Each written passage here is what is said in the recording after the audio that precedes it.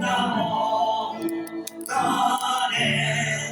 영원히 변치 않는 사랑 성도여 찬양하세.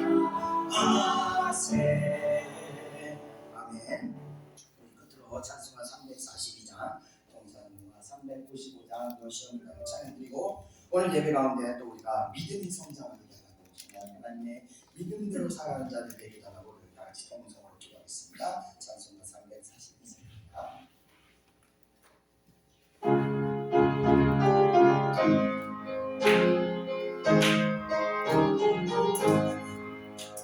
너 시험을 당해 죄짓지 말고 너 용기를 다해 몸을 내치라.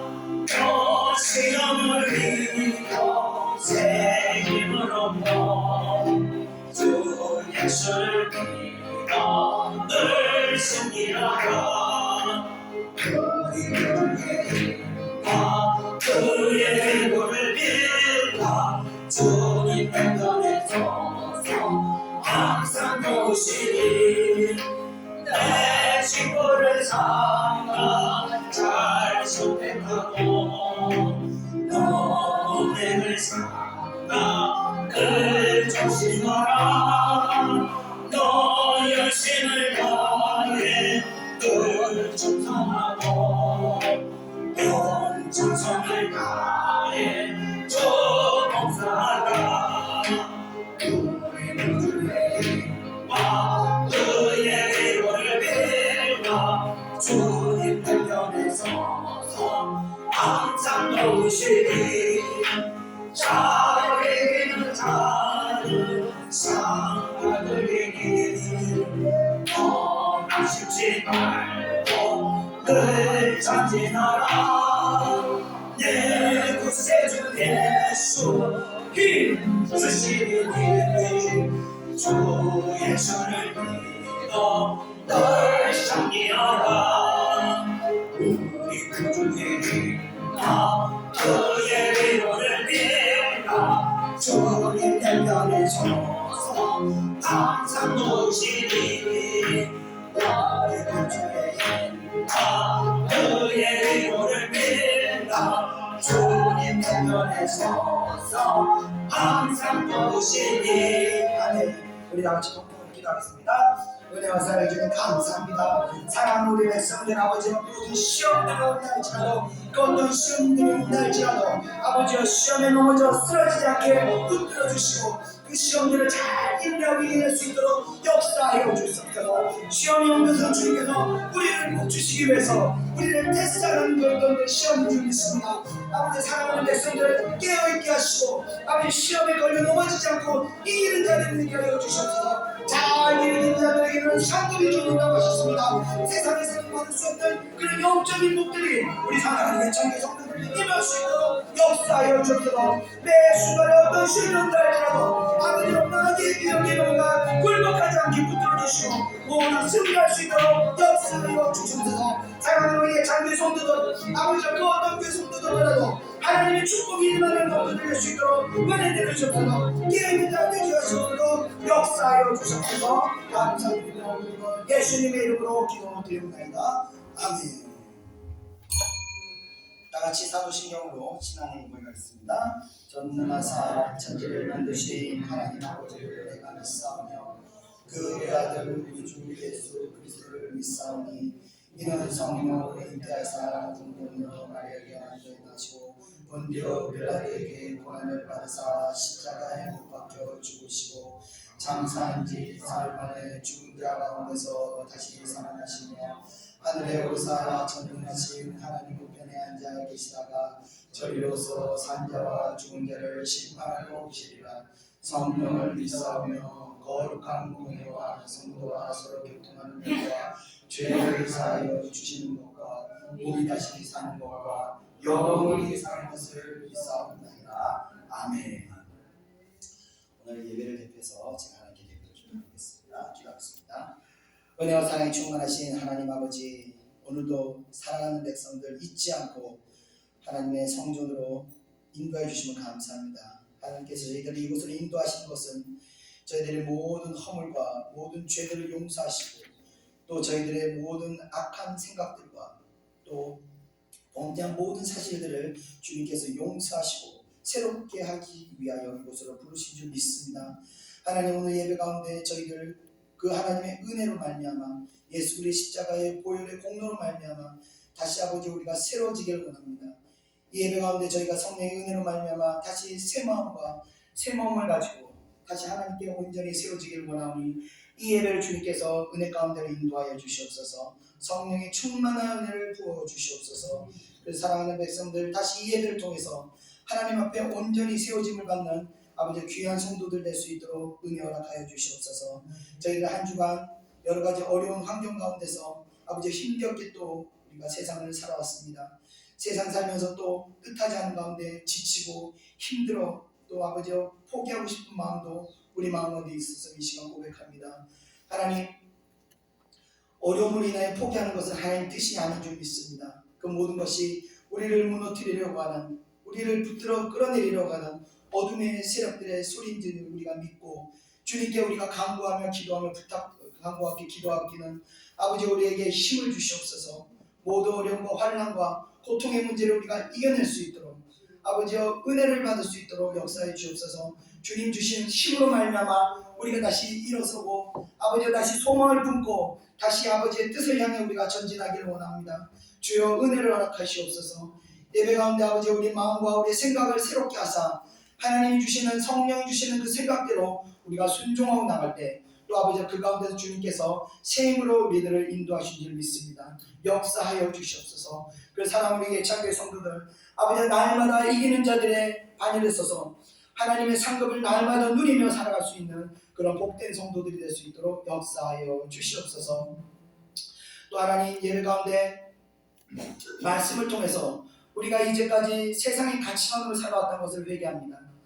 세상 방식과 아버지와 세상의 사상들을 따라 살아왔던 것을 내려놓고 다시 아버지의 은혜의 원리대로 믿음의 방식으로 우리가 살아갈 수 있기를 원하오니 주여 저희들의 생각을 붙들고 있는 이 어두운 생각들을 다 떨어져 버릴 수 있도록 은혜 허락하여 주옵소서. 성령의 충만함으로 말미암아 하나님의 생각들과 하나님의 뜻들을 우리가 믿음으로 받아들이고 그 뜻대로 우리가 순종하며 살아갈 수 있도록 역사하여 주시옵소서. 그 순종하는 바의 길 위에 늘 하나님의 역사가 그 인생을 주관할 수 있는 줄 믿습니다. 은혜 허락하여 주시옵소서. 사랑하는 예찬교회 성도들 아버지 주님 주시는 축복된 삶을 살 수 있도록 역사하여 주시옵소서. 오늘도 아버지 예배 가운데 아직 참석하지 못하는 성도들이 있습니다. 하나님 예배를 참석하지 못한 성도들도 주님께서 잊지 마시고 지금 그들 마음 가운데 역사하셔서 속히 은혜의 장소로 다시 돌아갈 수 있도록 인도하시고 그들 마음 가운데 아버지와 하나님을 놓치지 않는 굳은 주님께서 그들의 마음을 붙드시고 그들을 결단코 놓치지 않고 포기하지 마시고 아버지의 끝 가운데로 인도하여 주시옵소서. 우리 예배 가운데 수고하고 봉사한 모든 손길들을 위해 하나님의 큰 은혜가 임할 수 있도록 은혜 허락하시옵시며 예배 모든 시종을 성령께 인도하심을 맡겨드리며 모든 것 예수님의 이름으로 기도드립니다. 아멘.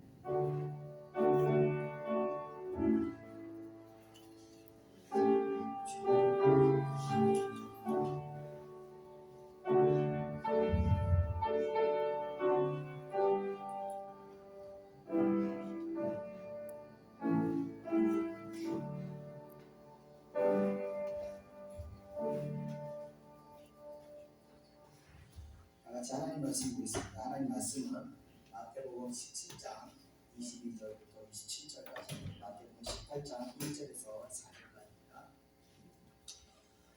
신약성경 28페이지입니다. 27페이지입니다. 신약성경 29페이지입니다. 죄송합니다. 29페이지만 29페이지입니다. 신약성경 29페이지 마태복음 17장 22절부터 27절까지 먼저 읽겠습니다. 시작. 갈릴리에 모일 때 예수께서 제자들에게 이르시되 인자가 장차 사람들의 손에 넘겨져 죽임을 당하고 제3일에 살아나리라 하시니 제자들이 매우 의심하더라. 가버나움에 이르니 반세를 받는 자들이 베드로에게 나와 이르되 너희 선생은 반세를 내지 아니하느냐. 이들의 내신다 하고 집에 들어가니 예수께서 먼저 이르시되 시몬아 내 생각은 어떠하냐. 세상 인들이 누구에게 강세와 묵세를 받느냐. 자기 아들이냐 가인이냐. 베드로가 이르되 가인이니이다. 예수께서 이르시되 그렇다면 아들들은 세를 면하리라. 그러나 우리가 그들을 실족하지 않게 하기 위하여 내가 바다에 가서 낚시를 던져 먼저 오르는 고기를 가져 입을 열면 돈 한 세겔을 얻을 것이니 가게다가 너와 나를 위하여 주라 하시니라. 이어서 18장 1절부터 4절까지 시작. 그때 제자들이 예수께 나와 이르되 천국에서는 누가 크니 있다. 예수께서 한 어린아이를 불러 그들 가운데 세우시고 이르시되 진실로 너희에게 이르노니 너희가 돌이켜 어린아이들과 같이 기대지 아니하면 결단코 천국에 들어가지 못하리라. 그러므로 누구든지 이 어린아이와 같이 자기를 낮추는 자는 사람이 천국에서 큰 자니라. 아멘. 자, 오늘은 마태복음 17장 마지막 시간에서 18장 첫 번째 시간입니다. 자, 오늘 오후 예배부터 제가 다시 기도 사역을 시작하겠습니다. 하나님께서 감동 주셔서 기도 사역을 할 테니까 여러분 기도 받으시기 원하시는 분들은 오후에 나눠서 기도 받으시면 되겠습니다. 자, 마태복음은요 흔히 우리가 사자복음이라고 해서 이 복음의 뼈대를 이루고 있는 그런 복음서입니다. 이 복음서를 통해서 과연 진정한 신앙이란 무엇인가 우리들과 깨닫게 해주시는 그런 책입니다. 이 사람들은 자신이 그리스도를 믿고 있다고 하면서도 실제로 그들의 신앙생활을 보면요 이 세상적인 가치관에서 크게 벗어나지 못하고 복음과 이 세상 가치관과의 어떤 갈등 속에서 갈등을 하면서 신앙생활을 하고 있습니다. 그 이유는 왜 갈등을 하느냐? 그 이유는 하나입니다. 바로 복음을 믿지 못하기 때문입니다. 깊은 곳에 그물을 던져라. 그냥 잡히는지 안 잡히는지 던지는 주인의 명령에 따라 무슨 뜻이 있겠지 하고 던지면 되는 겁니다. 그런데 의심은 안 됩니다. 던져봤자 헛고생을 잡히지도 않는데 뭐하려고 이런 의심을 해서 순종하지 않기 때문에 결국 그게 믿음이 없어서 우리가 나가지 못하는 것이죠. 하나님의 뜻에 순종할 때는요 반드시 역사하시는 하나님 우리의 자녀 성도님께서는요 의심하지 마시고 믿음으로 순종하셔서 살아계신 하나님을 누가 하는 간증을 듣는 것이 아니라 나의 삶이 그 살아계신 하나님의 간증이 되시기를 주님으로 축원드리며 말씀 전하겠습니다. 자, 우리 다 같이 22절 23절 다시 한번 읽겠습니다. 시작. 갈릴리에 모일 때 예수께서 제자들에게 이르시되 인자가 장차 사람들의 손에 넘겨져 죽임을 당하고 제3일에 살아나리라 하시니 제자들이 매우 근심하더라. 자, 지난주 이제 겨자씨 비유를 말씀하시면서 결국 제자들이 이제 아이들에게서 귀신을 쫓아내지 못했던 이유는 바로 믿음이 없었다는 결과를 깨닫게 하셨습니다. 자, 그리고 언제인지는 알 수 없으나 예수님께서는 다시 한번 제자들에게 이제 자신이 앞으로 당하게 될 순환을 다시 한번 또 예고하시게 됩니다. 지난 16장에 이어서 이번은 두 번째로 예수님의 순환의 예고가 되는 겁니다. 자, 이어지는 23절을 이 일을 이제 일에 이르게 되는데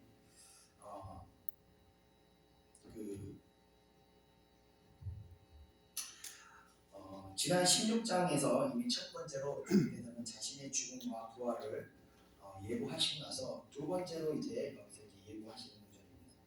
그런데 이때 제자들이 매우 근심하게 되었다고 23절에 나와 있습니다. 사실 주님의 이 순환 예고의 핵심은요 죽임을 당하는 것이 아닙니다. 순환 예고의 핵심은 바로 부활이라는 것입니다. 그래서 이 말을 들을 때 제자된 자로서는 죽음에 대해서 슬퍼하기보다는 부활에 대한 어떤 기대감을 가져야 하는 것입니다. 어떻게 죽었던 사람이 살아날 수 있겠습니까? 그런데 그것을 주님께서 하시겠다는 겁니다. 주님이 실없는 소리를 하시는 분도 아닌데 내가 죽었다가 살아나겠다고 하실 때 정말 그 일이 일어날 것이라는 어떤 기대감을 가져야 하는 것인데 제자들은요 의심을 하고 있습니다. 이들에게는요 부활이라는 말씀은요 들리지 않았던 것입니다. 그냥 그저 주님의 죽으셨을 때 나에게 닥쳐질 여러 가지 상황에 대해서 의심할 뿐이라. 자, 지금은요 이들이 지금 주님을 따라다니면서 사람들에게 추앙을 받기도 하고 많은 무리들이 모이는 걸 보면서 뭔가 된 듯한 분위기에 취해서 한껏 마음이 부풀어 올라 있습니다. 그런데 만약 예수님이 죽으신다면 자신들은 어떻게 되는가 하는 걱정에 근심을 하게 되는 것입니다. 자신들이 꿈꿔오던 그 이스라엘의 재건과 그 재건을 통해서 자신들이 차지하게 될 그 높은 자리에 대한 소망을 포기해야 하는 생각에 몰두할 뿐입니다. 이렇게 자신들의 소망에 집착하면 어떻게 되느냐? 주님의 음성이 귀를 닫아버리는 겁니다. 주님께서 죽지만 다시 살아난다고 말씀하셨는데 그것이 들리지 않는 겁니다. 자, 여기서요 우리들 생각해야 될 영적 원리가 하나 있습니다. 그건 뭐냐면요 바로 우리 자신의 어떤 육신적인 목적이 너무나 강하면요 너무나 큰 소망을 우리가 품고 있으면요 하나님의 뜻이 하나님의 음성이 들리지 않게 된다. 마찬가지로 보면요 주변에서 누군가 어떤 말도 안 되는 어떤 사업을 한다고 할 때 주변에서 아무리 말려도 듣지 않고 사업을 하는 사람들이 있습니다. 왜 말을 듣지 않습니까? 바로 육신의 욕구가 너무나 강해서 있습니다. 뭔가를 이루고 싶은 욕망이 강하면요 이렇게 바른 조언들이 들리지 않게 되는 것입니다. 도박으로 큰 돈을 잃었던 사람이 본전을 찾고 싶어하는 욕망은 누가 말려도 듣지 않고 완전히 가산을 다 탕진하고 나서야 그때까지 이 다른 말리는 소리들이 들리지 않는 것 같습니다. 하물며 옆에 있는 사람의 말도 들리지 않는데 우리가 하나님의 음성을 어떻게 들을 수가 있겠습니까? 제자들도 마찬가지였습니다. 살아있는 주님 옆에서 죽지만 내가 사후에 살아날 거야 라고 말씀하셔도 이들에게는요 부활은 들리지 않는 것입니다. 주님의 죽으심을 인해서 자신들이 꿈꿔왔던 그 욕망이 무너지는 소리만 유님 마음속에 들렸던 것입니다. 자, 우리가 고난을 대하는 자세도 마찬가지입니다. 고난의 핵심이 무엇인지 아십니까? 고난의 핵심이 그 전에 먼저 우리 고난의 동기를 먼저 알아야 됩니다. 왜 우리가 고난을 받게 되는가? 첫 번째는요, 택한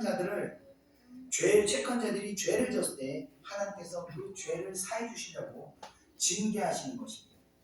두 번째는 축복을 담을 수 있는 그릇을 만들기 위해서 연단하실 때 고난을 주십니다. 그래서 먼저는요, 내가 당하는 고난의 그 동기가 무엇인지 우리가 깨달아야 됩니다.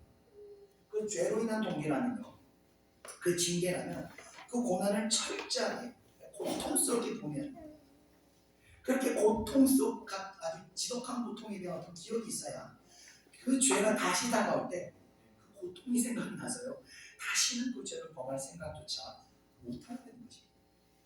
다윗이 바세바를 범하고요 그 사이에 아이가 죽을 때 일주일 침상이 뜨도록 회개하고 기도하고 울면서 기도했을 때 다시는요 그와 같은 죄를 저지르지 않았던 것 같은 것입니다. 자, 두 번째는요. 그래서 징계는요. 우리가 징계를 받을 때는 고통스럽게 받아야 다시는 이 죄를 범하지 않는 것입니다. 자, 두 번째는요. 고난의 동기가 축복을 담을 수 있는 그릇을 만들기 위한 연단이라는거 그 시간을요. 감사와 은혜로 잘 견뎌야 되는 겁니다. 그리고 그 고난 뒤에 있는 하나님의 축복을 볼 수 있어야 하는 것입니다. 그런데 대부분의 사람들이 제자들과 같이 닥쳐올 고난만 보일 뿐 그 뒤에 있는 축복은요 보지를 못한다는 겁니다. 가령 고난으로 인해서 내가 감당해야 될 문제들 그 문제들에게 내 모든 생각이 빼앗겨버립니다. 예를 들면 봉사나 헌신의 문제가 있어서 그 헌신과 봉사를 통해서 내가 받게 될 축복을 생각하며 기뻐하는 마음으로 시작하는 것이 아니라 그 일을 통해서 내가 받아야 될 피해, 내가 손해보아야 될 것, 이런 것들을 먼저 생각하게 되면서 그 생각에 사로잡히게 되면서 축복이 있는 고난의 길로 들어가지를 못하게 된다. 입구에서부터 멈춰버리는 것입니다. 그래서 정작 그 뒤에 있는 축복이 보이질 않는 거예요. 제자들도 그렇습니다. 뒤에 있을 부활에 대한 기대감이 전혀 들리지 않고 그저 육신적인 문제, 자기가 손해보는 것, 잃어버리게 되는 것, 그것에 마음이 빼앗겨 있었다는 말입니다. 자, 한편 이번 수단 예고에서는요, 제자들의 반응이 앞선 예고와는 조금 다른 것을 볼 수 있습니다. 처음 수단 예고 때는 베드로가 제자를 대표해서 주님의 뜻을 만류하다가 주님으로부터 사탄아 물러가라 하는 아주 심한 책망을 듣게 된 반면 이번 수단 예고에서는요, 어떤 직접적인 만류는 하지 않고 그저 속으로만 이들이 근심하고 있었다는 점에서 차이가 있습니다. 그러나 이들이 가만히 있었던 것은요, 이미 한번 책망을 받았기 때문에 재차 만류할 수 없었을 뿐 여전히 마음속은 이 세상적 욕망에 사로잡혀 있었던 것입니다. 그 증거가 이제 다음 장에 나와 있습니다. 자, 우리가 중요한 것은요, 우리가 하늘의 영광과 축복보다 세상의 소망에 더 집착하고 있는다는 것입니다. 이것이 우리가 큰 주의할 점입니다. 우리가 교회를 나오면서요, 신앙의 목적을 우리가 정확히 알아야 됩니다. 교회를 나오는 목적이 세상적인 어떤 목적을 이루기 위해서 신앙생활을 하는 것이 절대 아니라는 것입니다. 그래서 세상에서 펼치지 못한 어떤 꿈을 교회를 통해서 이루고자 그런 마음으로 교회를 나오는 것이 아니라는 겁니다. 세상에서 인정받지 못하고 세상에서 성공하지 못한 것을 교회에서 높은 직분을 받아서 교회 안에서 인정을 받으려 하고 교회에서 또 권세를 누리려고 해서는 안 되는 것입니다. 저희 교회야 작은 교회니까 이런 일이 없겠지만 큰 교회에서는요, 직분이 이 권세가 되어버린 경우들이 많이 있습니다. 특히 목회자들의 경우는요, 이런 일이 많이 있는데 이 세상의 명예와 영광을 포기하고 사실은 목회자의 길을 들어가게 되는 겁니다. 세상의 어떤 부귀영화를 내려놓기 때문에. 그런데 그 꿈은 여전히 포기하지 못하고 교회를 통해서 그 꿈을 이루고 보상받으려 한다는 것입니다. 정작 이 성도들의 영혼의 축복에는 집중하는 것이 아니라 교회의 어떤 양적인 성공한 그런 목회를 이루기 위해서 그것을 교회를 통해서 그걸 이루려 하는 그런 경우들이 많이 있다는 겁니다. 저는요, 세상적인 축복을 부정하는 사람은 아닙니다. 그런데 세상적인 축복은 다시 말씀드리지만 부수적인 것입니다. 우선은요, 하나님의 영적인 축복을 받아야 하는 것입니다. 그렇게 온전한 우리가 신앙생활하면서 하나님의 영적인 축복을 받을 때 하나님께서는요, 각 사람의 그릇에 맞도록 물질이든 건강이든 가족이 자녀들이든 그 복을 부어주시는 것이기 때문에 있습니다. 그래서 먼저는 하나님과의 관계가 중요하다는 것입니다. 하나님의 뜻이 무엇인가가 우리의 관심의 주점이 거기에 맞춰져 있어요. 그래서 이 땅 사는 날 동안 우리가 복을 볼 수 있게 됩니다. 자, 이어지는 24절을 다 같이 한번 읽어보겠습니다. 시작. 가버나움에 이르니 반세계 받는 자들이 베드로에게 나와 이르되 너의 선생은 반세계를 내지 아니하느냐. 아멘. 자, 다시 예수님께서는요, 가버나움으로 오셨습니다. 가버나움은 예수님의 사역의 시작점이면서도 이 사역의 주요 무대라고 할 수 있는 곳입니다. 갈릴리 호수 북쪽에 위치한 곳인데 여기서 많은 병자들을 치유하신 그런 곳이기도 합니다. 자, 그곳에 성전으로 주님께서 이제 들어가실 때 성전세를 받는 자들이 베드로에게 성전세를 내라고 요구하게 됩니다. 자, 이들 세금을 징수하는 자들은요, 로마에서 지정하여 세금을 거두어들이는 세리들과는 구분된 자들로서 예루살렘 성전에 바치는 세금을 거두는 성전에 소속된 자들입니다. 성전세가 반세기라고 하는데 이 금액은 노동자가 이틀 일한 품삯에 해당하는 금액이라고 하는데 적은 금액은 아닌 것 같습니다. 그래서 성전세는 이렇게 거두어서 이 성전세를 가지고 성전을 관리하기도 하고 또 예배를 드리는 비용으로 사용하기도 합니다. 그런데 이 성전세는 강제적인 것이 아니라서 자발적인 성격을 띠고 있었다고 주석에는 기록되어 있습니다. 자, 성전세를 걷는 사람의 요구에 베드로가 대답하게 됩니다. 이어져서 우리가 25절 26절 읽어보겠습니다. 시작. 이르되 내신 나라로 집에 들어가니 예수께서 먼저 이르시되 시몬아 내 생각은 어떠하냐 세상 임금들이 누구에게 관세와 국세를 갚느냐 자기 아들에게냐 타인에게냐 베드로가 이르되 타인에게이다. 예수께서 이르시되 그렇다면 아들들은 세를 면하리라. 아멘. 자, 베드로가 주님께 여쭤보지도 않고 내신다고 말하고는 주님이 내신 장소로 이제 들어오게 됩니다. 이때 주님께서는요 이미 이것을 아셨는지 베드로에게 묻지도 않으시고 다음과 같이 질문하십니다. 세상 임금들이 누구에게 관세와 국세를 받느냐 자기에게 아들에게냐 타인에게냐 라고 여쭙습니다. 왕은요 당연히 면세입니다.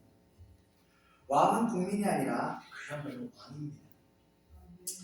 백성들은요 바로 왕의 땅에 만약 우리 땅에 이 땅에 조선의 왕이 살았다면요 우리 땅에 사는 게 아니라 왕의 땅에 얹혀 살고 있는 것입니다. 그 왕의 땅에서 은총을 받고 살아가는 것입니다.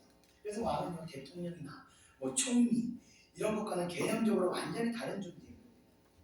모든 것이 왕의 것이기 때문에 백성이 왕에게 세금을 내는 것은 당연한 것이고 또 왕의 자녀들은요 왕의 후사로서 당연히 세금을 내는 자의 위치가 아닌 것입니다.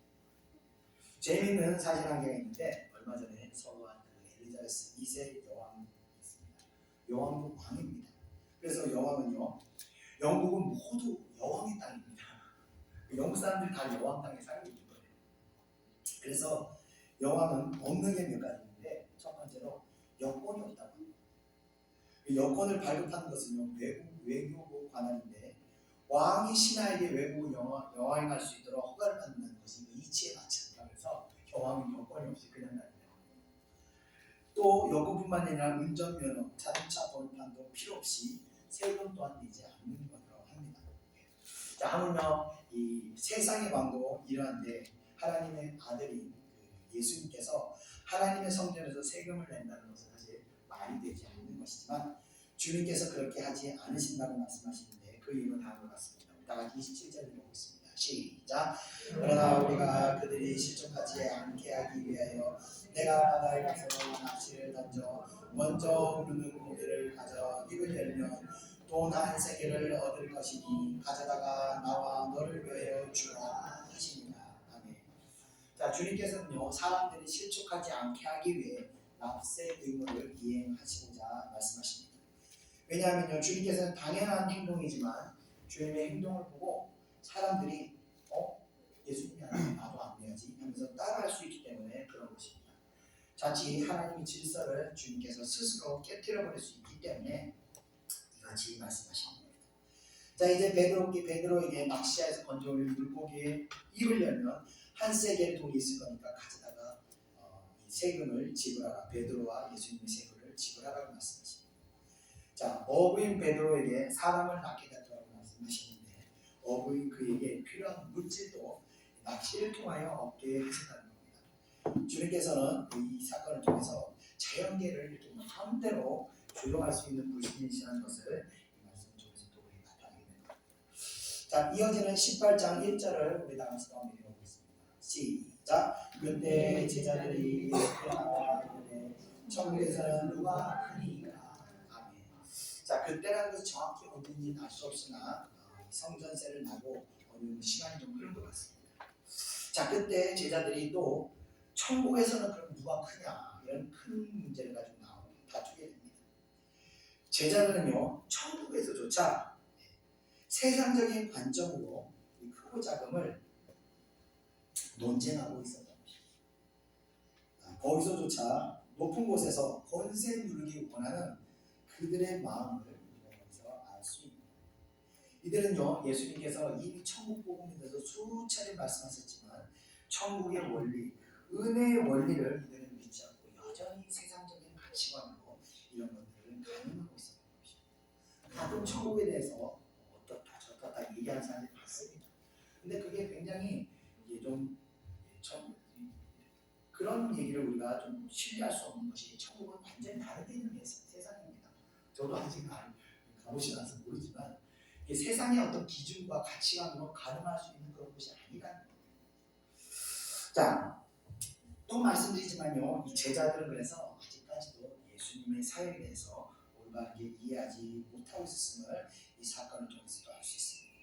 아직까지도 이런요, 예수님이 이스라엘을 해방시켜줄 전치적인 구원자인 것으로 그 인식이 아직까지 완전히 없어지지 않았던 것을 우리는 생각할 수 있습니다. 그 인식이 얼마나 강하였으면 예수님께서 2차례나 진실을 말씀하셨음에도 불구하고 그 진실을 받아들이지 않고 그들의 인식은 여전히 세상적인 가치관, 세상적인 어떤 구원자라는 것에서 돌이키지 않는 것입니다. 자, 주위에서 아무리 돌이키지 않으면 안 된다고 이야기를 해줘도 돌이킬 수 없는 것이 왜 그러냐? 바로 영적으로 묶여있기 때문에 그렇습니다. 자, 귀신이요, 사람을 지배해서 죄 가운데 손을 잡고 강제로 끌고 가는 것이 아니라는 거예요. 귀신은요, 바로 그 사람의 생각을 지배하는 것입니다. 그래서 사람의 생각을 지배하고 그 사람이 사단의 생각에 복종하도록 만들고, 그렇게 만들 때, 그리고 끌고 갈 때 사람은요, 못 저지를 흉악한 죄악이 없다는 것입니다. 그런데 이렇게 한번 붙들려 버리게 되면요, 아무리 몸부림쳐도 이 사악한 영의 지배하에서 벗어날 수가 없다는 겁니다. 자, 이렇게 악한 생각으로 사람들 생각 안에 인식이 한번 들어오게 되면요, 사람들은 계속해서 반복해서 그들의 뜻을 따르게 된다는 겁니다. 그러나 이런 인식들, 이런 악한 인식들을 깰 수 있는 것이 바로 성령의 역사라는 겁니다. 제자들도 성령을 받은 것보다 완전히 다른 사람이었습니다. 그래서 우리가 항상 이 성령을 받으러 성령을 사모해야 하는 것입니다. 성령께서 우리에게 임하시면요, 그 사악한 영의 힘들은요 점점 약해지는 겁니다. 지속적으로 성령의 은혜를 받게 되면 점진적으로 약해지다가 결국에는 이 악한 생각들이 떠나가게 되면서 사람의 생각에 큰 전환을 맞이하게 됩니다. 그러면서 그런 얘기하죠. 내가 미쳤었나 봐요. 왜 그런지 모르겠어요. 그때서야 제정신이 들어오는 거예요. 이 어둠의 생각들이 떠나야 됩니다. 그래서 우리가 항상 성령의 은혜를 사모하며 성령의 음성에 우리의 마음이 열려 있어야 하는 것입니다. 자, 한편 제자들이 이렇게 크고 작은 문제를 가지고 논쟁을 벌였던 것은 그 이유가 있습니다. 바로 앞서 있었던 사건들에 대해서 예수님의 반응에서 그 이유를 찾아볼 수 있습니다. 왜냐하면 예수님께서는 앞서 16장에 베드로가 신앙을 고백했을 때 베드로를 매우 크게 칭찬하신 적이 있었습니다. 또 변화산에 오르실 때는 다른 제자들은 다 놔두고 베드로와 요한과 야고보만 데리고 동행하셨기 때문이기도 동행하셨습니다. 또 성전세를 냈더도 베드로가 예수님을 대표해서 이 성전세를 냈기 때문에 이런 사건들을 통해서 제자들과 다른 제자들보다 단연 돋보였던 것입니다. 자, 제자들 내시면 그래서 이제 예수님께서 세우시는 나라에서 아마 베드로가 제일 높은 위치에 있지 않을까? 아니야, 야고보일 거야. 아니야, 요한일 거야. 이러면서 자기들끼리 서로 누가 높을까? 누가 주님의 가장 충의를 받게 됐을까? 그런 어떤 재건된 이스라엘에서 베드로가 그럼 총리를 할까? 아니면 누가 장관을 할까? 뭐 이런 생각들에 이 사람들이 지금 그 생각을 빼앗겨 있었던 것입니다. 자, 그런데 이런 논쟁을 일으켰던 건 비록 이 제자들만 이런 것이 아니라 사람들이 본성이 집단을 형성하기를 좋아하고 세력화하기를 좋아합니다. 그래서 어떤 단체를 만들어서 단체 구성에 모이기를 힘쓰면 으쌰으쌰하면서 단합하고 그런 단합을 도모하면서 또 거기서 서로 우두머리가 되기를 좋아하는 것이 사람의 본성입니다. 이러한 현상은요 초대교회에서도 있었다는 것을 알 수 있습니다. 이 고린도전서 1장 11절에 12절을 제가 한번 읽어보겠습니다. 내 형제들아 근로의 편에서 너희에게 대한 말이 내게 들리니 곧 너희 가운데 분쟁이 있다는 것이다. 내가 이것을 말하거니와 너희가 각각 이르되 나는 바울에게, 나는 아볼로에게, 나는 게바에게, 나는 그리스도에게 속한 자라 한다는 것이니. 교회 안에서 리더들의 어떤 추종자들끼리 막 서열을 정하고 있었던 겁니다. 초대교회에서. 어떤 교회 리더들이 정치 세력화를 이루고 있었던 겁니다. 나는 바울파야. 나는 바울을 추종해. 나는 아볼로를 추종해. 나는 걔가 그러니까 베드로를 발드로의 어떤 계보를 따르고 있어. 아니야, 나는 그리스도파야 하면서 제각기 라인을 형성하고 서열을 정하고 또 파벌을 형성하고 있었다는 것을 기록해서 알 수 있습니다. 자, 이러한 정치화나 세력화는요, 교회 안에서 이루어지는 것이 참 좀 안타깝습니다. 간혹 보면 큰 교회에 이런 일들이 일어나는데 다임 목사님 외에 이인자 목사님 누구인지, 넘버 3 목사님은 누구인지, 이런 세력화가 교회 안에 있다는 것입니다. 이런 거는요, 세상이 이치이지 교회의 본 모습은 아니라는 겁니다. 12명밖에 안 되는 제자 사이에서 이런 다툼이 있는 것을 봐서 주님께서는 제자들에게 세상의 이치가 아닌 하나님의 나라의 법을 가르쳐 주실 필요가 있었습니다. 그래서 다음과 같이 하셨습니다. 우리 다 같이 2절 한번 읽어보겠습니다. 시작. 예수께서 한 어린아이를 불러 그들 가운데 세우시고. 아멘. 주님께서 어떻게 보면요, 한심해 보이는 제자들에게 심한 책망과 질책을 하실 수도 있으셨지만 아직 하늘의 신비로움을 성령을 받기 전이기 때문에 이 깨닫지 못했던 제자들을 풍요히 여기셨던 것입니다. 그래서 책망 대신에 비유를 통해서 가르침을 전하고 자식을 받습니다. 그리스도의 마음을 본받는 사람은요, 그래서 훈육을 할 때도 어떤 깨달음을 가르쳐 줄 때 포학적이거나 어떤 강압적인 방법을 취하지 않는다. 예수님의 이 같은 교육 방법은요, 오늘날 교회에서 진리를 전달할 때 특히 교회 안에서 제자들을 가르칠 때 더더욱 중요하지 않을 수 없습니다. 이 목회자와 전도사의 관계들이 보통 보면요, 사실 스승과 제자의 관계라고도 볼 수 있습니다. 전도사가 목사의 목회를 통해서 그 목회를 배우기 때문에 충분히 사제 관계를 형성할 수 있습니다. 그런데 저도 이제 전도사 시절을 보내봤지만 목회자들이 전도사를 대할 때 굉장히 강압적이고 심지어 폭력적이기까지 합니다. 그래서 이런 관행들이 전도사들을 또 다른 강압적이고 폭력적인 목회자를 양산할 수 있다는 그 문제를 야기시킨다.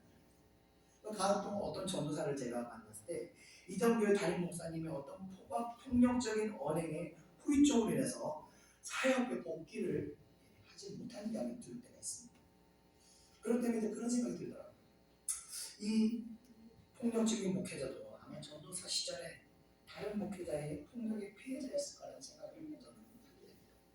그리고 이 전도사도 이걸 이겨내지 못하면 그런 목회자처럼 될 수 있는데 하는 좀 안타까움이 있는 이 교회의 가르치는 방식은요, 세상의 가르치는 방식과 달라야 합니다.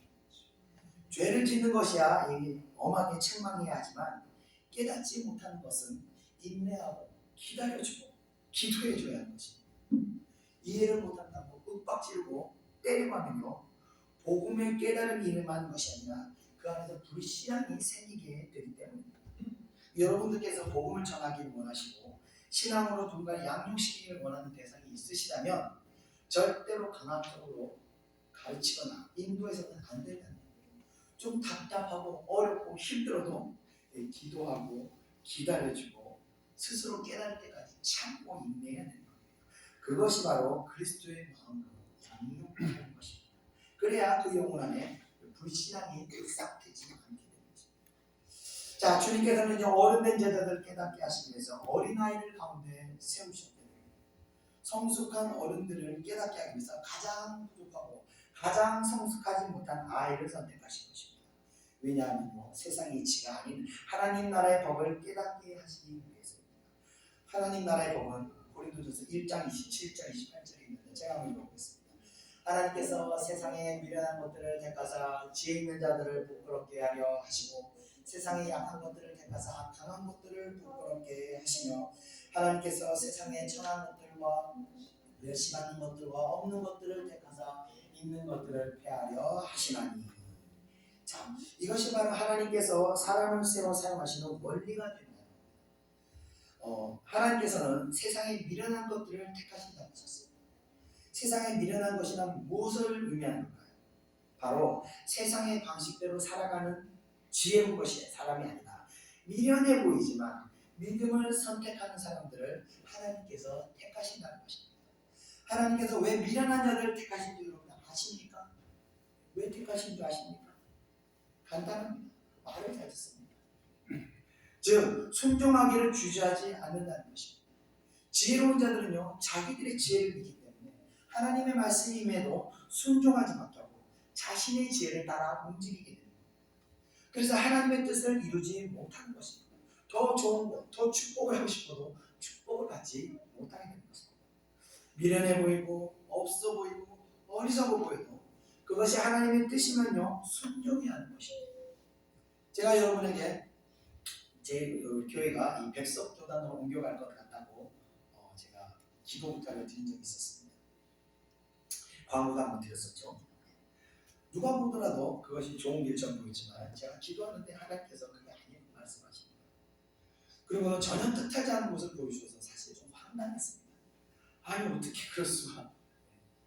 그러나 그것이 하나님의 뜻이라면 저는 이루어질 줄 믿습니다. 제가 아직은 구체적인 어떤 계획이 없어서 말씀을 드리지만 때가 되면 제가 말씀드리겠습니다. 자, 이와 같이 하나님께서 말씀하시면 세상의 가치, 세상의 눈에 보이게 더 좋아 보이는 것을 과감하게 내려놓고 하나님의 뜻을 따라가야 하는 것입니다. 자, 이게 서열 다툼을 하는 제자들의 어리석음을 깨닫게 하기 위해서 제자들이 어리석다는 생각하는 그 어린아이를 통해서 이제 깨닫게 하시게 됩니다. 이어지는 3절 4절 우리 다 같이 읽어보겠습니다. 시작. 이르시되 진실로 너희가 돌이켜 어린아이들과 같이 되지 아니하면 결단코 천국에 들어가지 못하리라. 그러므로 누구든지 이 어린아이와 같이 자기를 낮추는 사람이 천국에서 큰 자니라. 아멘. 주님은 제자들에게 돌이키라고 말씀하십니다. 즉 그들이 서열을 정하는 그 어리석은 생각에서 돌이키고 세상적인 가치관에서 돌이키라는 것입니다. 제자들은요 한마디로 헛물을 켜고 있었습니다. 앞으로 세워질 새 정권에서 요직을 꿈꾸는 망상에 빠져있는 이런 속물들이었습니다. 자, 한편 구원의 문제에 있어서요 그들은요 천국은 이미 따놈당상이라고 여겼던 것 같습니다. 그러나 예수님께서는 제자들에게 천국에 들어가는 것 자체에 의무를 제시하고 계신 것입니다. 당연히 천국을 따놈당상인 줄 알았던 제자들에게 이 말씀은 다소 충격적이지 않을 수 없을 것입니다. 자, 우리도 항상 구원의 확신을 가지고 천국은 따놈당상처럼 우리는 마음속에 품고 있지만 우리가 항상 이 마음은 위기의 상황이나 어려움 극복할 때 천국에 대한 확신을 가지고 사는 것이 좋지만 한편으로 죄악이 우리에게 다가올 때는요 구원에서 배제될 수 있다는 두려운 마음을 가질 수 있어야 한다는 것입니다. 물론 신학적으로는 한 번 구원은 취소되지 않는다고 할지라도 그럼에도 불구하고 우리는 이 마음을 가져야 우리가 죄악에서 우리를 지킬 수가 있는 것입니다.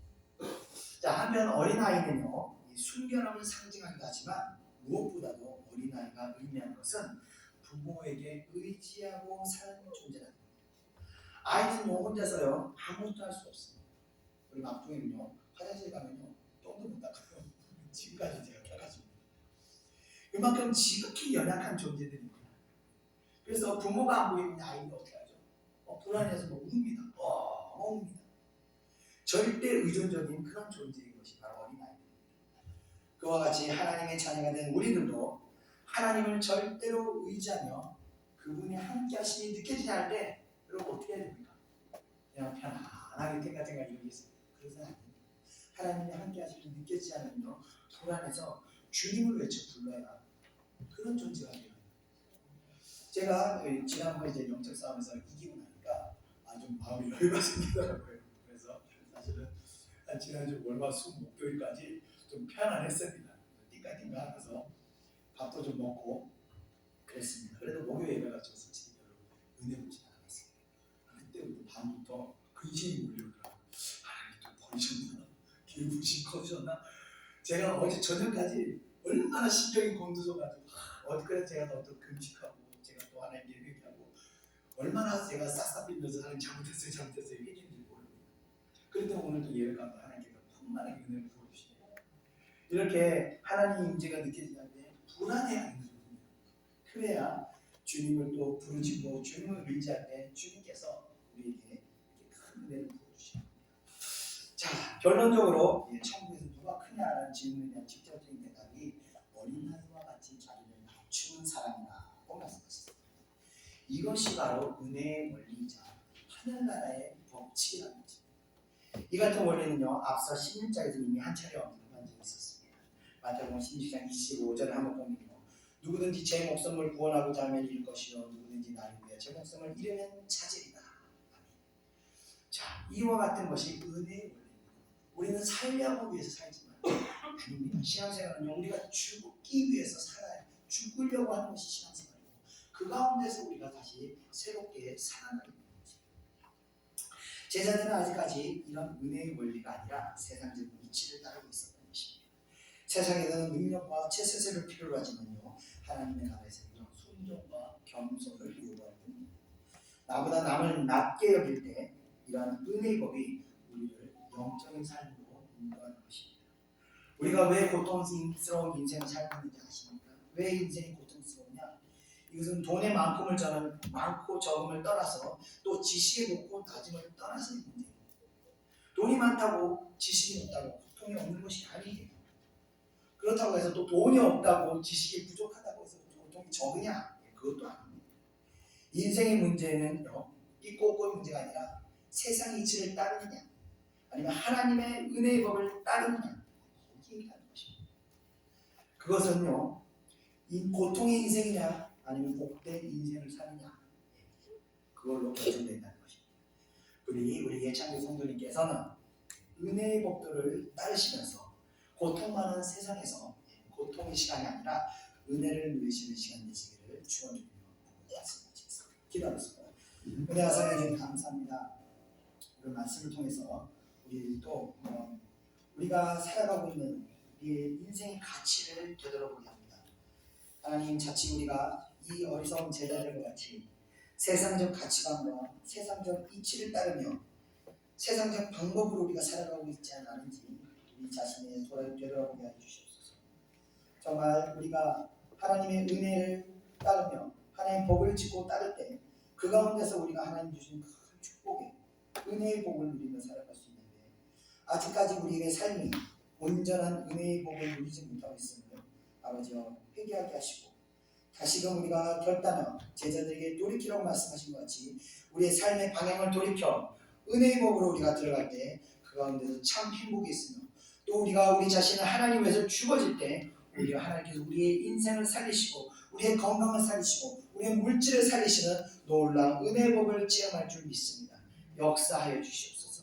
사랑하는 백성들, 그 은혜의 법을 들어갈 때 눈앞에 보이는 고난의 문제에 대해서 멈추지 않게 하시고 주저하지 않게 하시고 믿음으로 주어진 축복을 바라보며 그 가운데 들어갈 수 있도록 역사하여 주시옵소서. 믿음을 주시옵소서. 감사드리는 모든 것 예수님의 이름으로 기도드립니다. 아멘.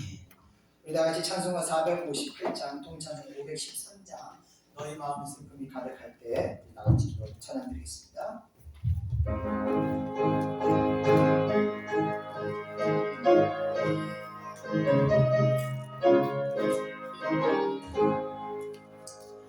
너의 마음에 슬픔이 가득할 때 주가 위로해 주시리라. 아침에 같이 빛나는 마음으로 너 십자가 지고 가라. 참 기쁜 마음으로 십자가 지고 가라. 내가 기쁘게 십자가 지고 가면 슬픔을 위로한대. 너를 따라서 주시는 은혜로서 다른 심령에 이루었고 주가 연약한 말씀을 기억하고 너 십자가 지고 가라. 참 기쁜 마음으로 십자가 지고 가라. 내가 기쁘게 십자가 지고 가면 슬픈 마음이 위로한데 내가 맡은 일 성실히 행할 때에 주님 앞에서 선가으리. 내가 베푸신 은혜를 감사하며 너 십자가 지고 가라. 참 기쁜 마음으로 십자가 지고 가라. 내가 기쁘게 십자가 지고 가면 슬픈 마음이 위로한데. 아멘. 같이 기도하겠습니다. 우리는 세상에 여러 가지 문제를 만나고 이 문제를 해결하기 위해서 세상의 이치를 요구합니다. 내 생각과 내 방법은 너무 많은데 아까 말씀드렸지만 영적 느낌입니다. 이 문제들을 해결하기 위해서는 먼저 영적 느낌들이 풀어져요. 어둠의 생각들이 우리 지배하고 있는 것들을 거기서 우리가 자유로워져야 돼요. 그래야 그 가운데서 성령의 음성이 들리는 겁니다. 성령의 음성을 들을 때 하나님께서 우리에게 복 주시는 말씀들, 하나님께서 우리에게 생명의 길, 살아갈 수 있는 그 길을 말씀해 주시는 겁니다. 자, 그래서 세상에서 아무리 방법을 농구해도 해결하지 않는 것이 바로 영적인 문제입니다. 그래서 먼저 우리가 하나님께 기도하고 간구해야 되는 것입니다. 어떤 문제가 오더라도 하나님께서 용서하시고 그 뒤에 문제는요, 시간이 걸려서 그렇지 차츰 풀어지게 되겠습니다. 그런데 이 문제를 하나님과의 관계로 회복할 생각 안 하고 내 방법으로 하려고 하다 보니까 하나님께서 묻고 계시기 때문에 이게 풀어지지가 않는 것입니다. 이 시간 우리가 기도하겠습니다. 여러분 삶에서 여러분의 삶을 엉켜를 묶고 있는 그것이 무엇인지 여러분 다 아실 겁니다. 나 이게 잘 안 돼. 나 이게 잘 포기가 안 돼. 나 이거 잘 내려놓지를 못하겠어. 그것이 바로 여러분들의 영적인 묶임인 것입니다. 그 묶임을 내려놓게 해달라고 우리 다 같이 주님께 통성으로 기도하겠습니다. 은혜와 사랑에 감사합니다. 이 시간 우리가 주님의 십자가 앞에 아버지 우리 연약함을 고백합니다. 우리의 연약함을 인하여 우리가 아버지 헛된 것에 얽매여서 아버지 하나님 뜻을 우리가 순종하지 못하고 아버지 그 뜻에 얽매이는 것들의 그 얽매인 것에 우리의 인생이 아버지 송두리째 끌려 내려가고 있습니다. 이 시간 아버지로 기도합니다. 아버지와 내 힘으로 이제 할 수 없고 우리의 능력을 할 수 없으니 주님께 의탁합니다. 주님께 모든 맡겨드립니다. 아버지 어떤 결과 오더라도 주님 내가 받아들이겠으니 주님 이제 우리의 영혼을 살리사 아버지의 영혼에서 끊어질 수 있도록 역사해 주시옵소서. 우리를 아버지를 자유케 구원해 주시옵소서. 사랑하는 백성들의 은혜를 베푸사 아버지 영적 영매임에서 아버지 해방받을 수 있도록 성령께서 강력하게 임하여 주시옵소서. 그들의 마음 가운데 아버지 믿음의 큰 복을 허락하여 주시옵소서.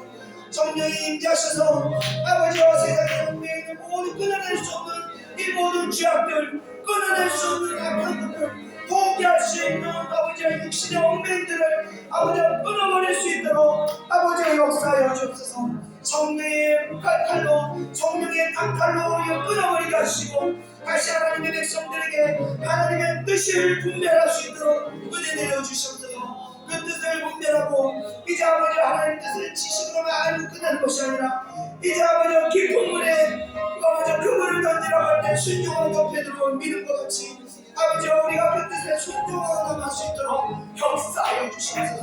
우리의 모든 인생의 문제는 우리가 하나님의 뜻에 순종하지 못하여 있었지만 이 시간 아버지 깨닫고 고백하오니 이후의 모든 문제들은 주님께 맡겨드리오며 주님께서 우리가 순종하고 나갈 때 그 문생의 문제들을 다 주님께서 하나하나 풀어주시고 또 무너졌던 것들은 다시 온전히 회복하게 하시고 잃어버렸던 것을 아버지 회복하는 놀라운 은혜를 허락하여 주시옵소서. 이전까지 아버지의 삶이 우리의 삶이 아버지 무너졌던 모든 삶이라면 아버지 이후로의 우리의 삶은 하나님께서 세우시는 축복된 삶으로 들어갈 수 있도록 은혜 내려 주시옵소서.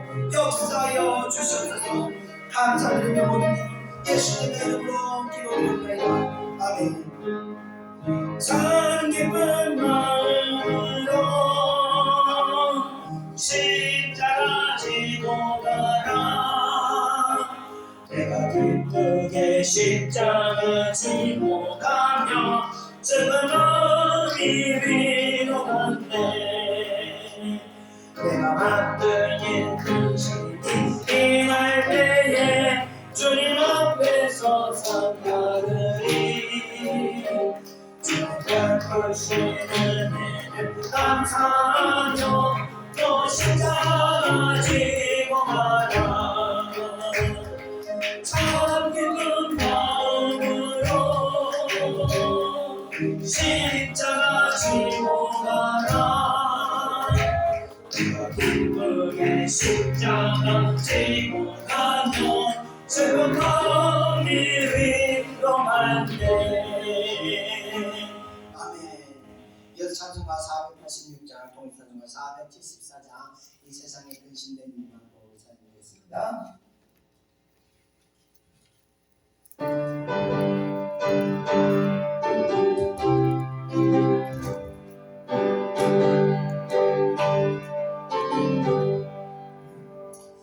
이 세상에 근신된 이름으로 장명을 몰랐구나.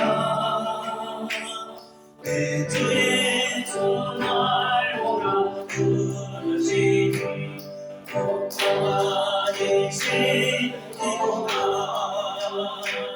주 예수의 구원의 은혜로라 참 기쁘고 즐겁구나. 그 은혜를 영원히 누리겠네. 평안이시리로다. 이 세상에 공고한 일이 많고 잠시는 날 없었구나. 주 예수 날 사랑하시오니 평안이시리로다. 주 예수의 구원의 은혜로라 참 기쁘고 즐겁구나. 그 은혜를 영원히 누리겠네. 참 평안이시리로다. 이 세상에 죄악의 일이 많고 참 죽을 일사였구나. 내 주 예수 날 먼저 주시오니 평안이시리로다. 주 예수의 구원의 은혜로다 참 기쁘고 즐겁구나. 그 은혜를 영원히 누리겠네. 평안이시리로다. 아멘. 제가 나중에 말씀드리려는데 하나님께서 지금 감동 주셔서 말씀드리겠습니다. 제가 사실 두 달 동안 어떤 일이 있었냐면 신장 기능이 계속 떨어지고 있었습니다. 그래서 혈액 투석을 받기 직전까지 갔었습니다. 그래서 사실은 제가 지지난주에 혈액 투석 받는 혈관을 사용한 수술을 하려고 이제 얘기가 다 되어 있었습니다. 그래서 제가 여기서 정말 부르짖으면서 하나님 혈액 투석만 막아주시면 안 됩니까? 주여, 주여 정말 목회하는데 지장 없어서 그러나 해주시면 안 됩니까? 정말 목이 터져서 부르짖었습니다. 히스기야가 15년을 더 살려달라고 부르짖은 것처럼 정말 부르짖었습니다. 근데 안 들어주시더라고요. 안 들어주시고 하나님께서 두 가지를 말씀하셨습니다. 첫째, 교단을 떠나라. 둘째, 병원을 옮겨라. 근데 사실 그게 되게 쉽지가 않았습니다. 왜냐하면요, 교단을 떠나면 백성으로 가는 건가 보다 그런 생각을 하고 있었지만 그것도 그런데 또 병원은 제가 다니는 병원은 대한민국에서 신장의 최고 권위자인 선생님이 병원을 했습니다. 그런데 병원을 옮기라는 것이 강동중심병원에 이름 없는 선생님을 옮기라는 겁니다. 그래서 제가 하나님께 기도하면서 그 그걸 이제 지지난주 주일 아침에 제가 딱 깨닫는 거예요. 계속 심장이 나빠져서 이제 끝났구나 생각하고 있었는데 지지난주 깨닫고 나서 제가 머리를 박은 겁니다. 이 멍청한 녀석 하나님 뜻을 그렇게 깨닫지 못하냐. 그러고 나서 일요일날 오후에 예배 끝나고 제가 교단 노회장님 전에서 바로 탈때 말씀드리고 월요일날 가서 바로 병원 옮겼습니다. 병원 옮겼더니 선생님께서 그 전에 선생님께서 강동 성심병원에 자기 제자가 있으니까 글로 가라, 잘해줄 거다. 그래서 그분을 소견서를 적어주셨는데 사실 그분이 제가 기도하면서 만났던 분이 아니에요. 그래서 하나님 나 결정을 못하겠어요. 어떻게 해줘? 나 결정을 못하겠어요. 나 그냥 접수할 건데 접수할 때 접수한 사람이 결정을 바꿔주세요. 그 소견서에는 제자를 소개해 주는데 접수를 할 때 접수가 됐습니다. 그러고 나서 그 선생님한테 들어가려고 했는데 간호사가 갑자기 저를 부르더니 이전에 진료한 적 있는 선생님한테 가셔야 되는 거라고 그러면서 제 진료 방향을 바꿔버리더라고요. 그렇게 하시겠습니까? 이러길래 하나님 음성 듣고 음성을 알고 네 바꿔주세요. 그러면서 제가 바꿨습니다. 그 선생님도 이제 저를 한번 응급실 갔을 때 진료했었는데 저를 보자마자 제 상태를 딱 보고는 바로 혈액 투석 준비하자고 혈관 넣자고 이 삽입 수술을 하자고 그러시다가 일주일만 더 지켜볼까요? 이러시더라고요. 네 얘기하고 나서 일주일 동안 우리 가족분이 마음의 준비를 다 하고 이제 그러고 있었는데 일주일에 갔더니 이 선생님 갑자기 말씀하시는 게 걱정하지 마시라고 갑자기 좋아졌다고 그러면서 2달 가까이 떨어지던 심장 기능이 갑자기 회복이 된 겁니다. 저희가 할렐루야를 외쳤습니다. 사실 또 지난주 월요일날 수요일날 또 병원을 갔더니 다시 15%까지 올라갔네요. 저는 사실 지금 믿어지지가 않습니다. 어떻게 10%나 있는데 다시 또 심장이 잘 회복이 안 되는 게 심장입니다. 한번 나빠지면 회복이 되지 않습니다. 그래서 제가 그걸 보면서 하나님께서 버리지 않으셨구나. 그리고 하나님께서 결국 내가 순종을 했을 때 그 의사 선생님이 해준 게 아무것도 없어요. 그냥 그 병원 바꿔놔서 바꿨습니다. 네. 교단 탈퇴하라서 탈퇴했습니다. 순종했더니 하나님께서 저를 살리시더라고요. 그래서 제가 순종이 제사보다 귀하고 순종이 어떤 지식보다도 귀하구나 제가 다시 느껴서 여러분들에게 다시 순종을 하시라는 말씀을 드리는 겁니다. 순종할 때 하나님께서 우리를 생명하게 인도하십니다. 여러분들 이 시간에 내가 기도할 것은 순종하지 못하는 삶, 순종 하나님 뜻에 내가 떠나지 못하는 것에 대해서 내가 지금 고통을 겪고 있다는 것을 아십니다. 이 시간 우리 다 같이 기도하겠습니다. 순종하는 삶을 살게 해주십시오. 다 같이 성성을 기도하겠습니다. 은혜와 사랑해 주님 감사합니다. 사랑하는 주의 백성들, 아버지와 세상의 가치관과 세상의 관념과 아버지와 자신들의 지식으로 인해서 하나님 뜻에 온전히 순종하지 못하고 아버지와 하나님 주신 모든 축복들을 지금 누리지 못하고 살아가고 있습니다. 하나님 사랑하는 백성들에게 자신의 생각과 방법들을 내려놓고 하나님 뜻에 순종할 수 있도록 은혜를 베풀어 주옵소서. 순종하는 가운데 아버지와 살아계신 하나님께서 역사하신 줄 믿습니다. 순종하는 중심을 보시고 주님께서 역사하신 줄 믿습니다. 아버지 사랑하는 백성들 축복받을 수 있도록 축복의 길로 들어갈 수 있도록 주님께서 인도하시고 그들의 심령 가운데 아버지와 믿음을 주시옵소서. 믿음대로 순종하고 나갈 때 사랑하는 백성들이 아버지와 하나님을 만날 수 있도록 은혜를 내려주시옵소서. 세상의 가치관과 방법을 사는 것이 아니라 하나님의 뜻으로 살아가고 하나님이 주시는 복으로 살아가게 역사해 주시옵소서. 자신의 능력과 자신의 지식으로 복을 누리는 것이 아니라 하늘의 복을 누릴 수 있도록 은혜 허락하여 주시옵소서. 역사하여 주시옵소서. 모든 것이 하나님의 것입니다. 이 땅에 있는 모든 것이 우리의 건강과 우리의 물질과 이 땅의 모든 자연 만물이 오직 하나님의 것입니다. 하나님의 것을 우리가 자연인 자로서 누리며 살아갈 수 있도록 역사하여 주시옵소서. 모든 것에 감사하며 살아갈 수 있도록 역사하여 주시옵소서.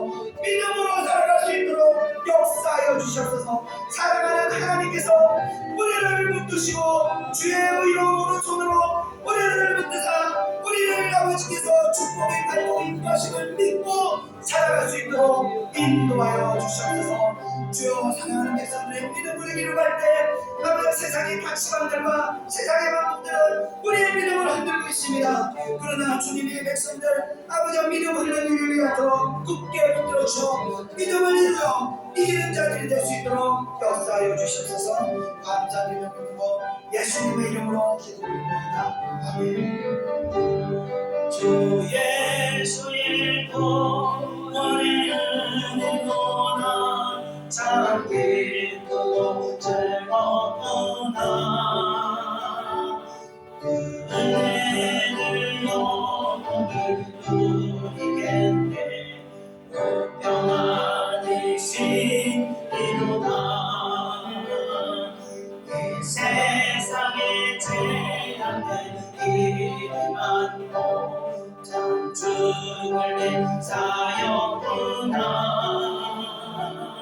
내 주 예수 날 먼저 주시오니 평안이신 이로다. 주 예수의 구원의 은혜로 나 참 기쁘고 즐겁구나. 그 은혜를 영원히 누리겠네. 평안이신 이로다. 아멘. 우리 끝으로 찬송가 53장, 동찬송가 59장 성전을 떠나기 전 우리 찬양 드리고 제가 기도하고 축도하고 마치겠습니다. 찬송가 53장입니다.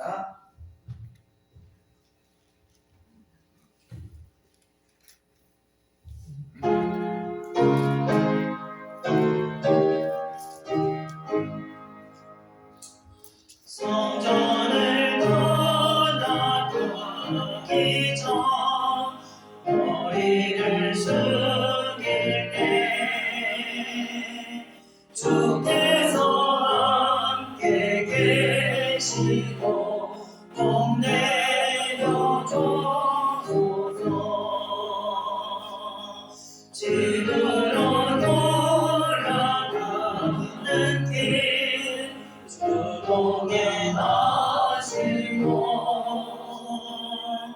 내 모든 오랜 신사를 다 지켜줘소서. 거룩한 날이 다가도 저녁이 되도록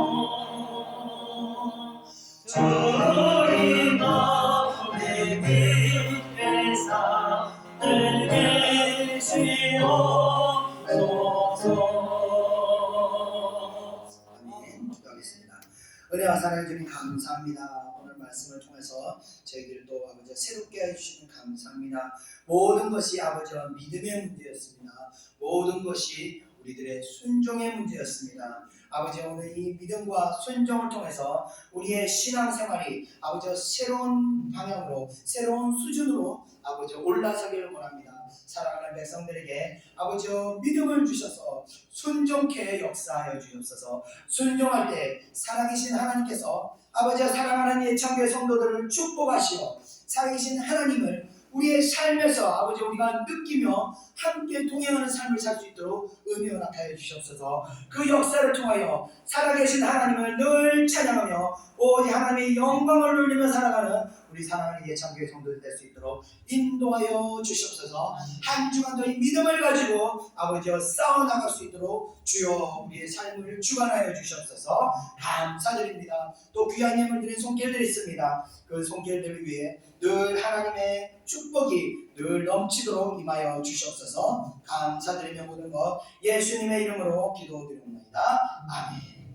이제는 우리 구주 예수 그리스도의 은혜와 하나님의 크신 사랑하심과 성령의 인도하심이 이전에 모여있는 사랑하는 주의 백성들 머리 위에 이제로부터 영원히 함께 있을지어다. 아멘.